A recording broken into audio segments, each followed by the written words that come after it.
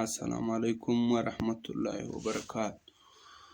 ستړي مه شئ، په خیر یاست، جوړ یاست. یو وار بیا زه ملک خان اڅکزی په خدمت کې حاضر یم.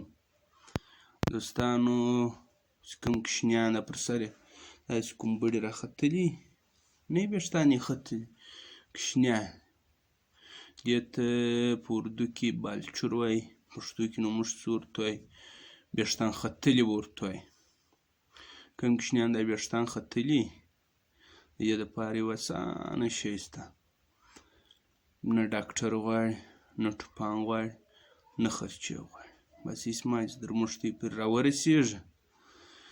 دا شی نو د خلکو خبره ده، په یوه شرط سته، تی بې وار چینل سبسکرایبوئ او ویډیو به لایکوئ، کمنټ به پر کوئ او زموږ به فرق مه کوئ.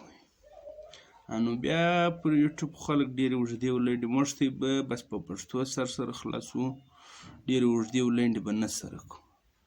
دا پنبه راواخلئ، کوچنۍ خاشه پنبه راواخلئ، به دا په ګاسلیټ یې نوده کړئ، بس پر دغه ځای 3 ټیمه ور ووهئ، 3 ټیمه، سهار غرمه ماښام، کوم ځای ویښتان ختلي په دغه ځای 3 ټیمه ور ووهئ. د دې علاج بس دغه دی. ګاسلیټ موږ ته یې څراغ ته ور اچوو، بتۍ ته چې پخوا ور لوېدله، پخوانی شی اوس خو نو څوک نه پېژني ګاسلیټ څه چیش دي. په اردو کې به دې ته وایي مټي کاتیل. مټي کاتیل ګاسلیټ نه دي سالار عام خاص پر دوکان کې په خرڅېدل پخوا، اوس خو نو نشته.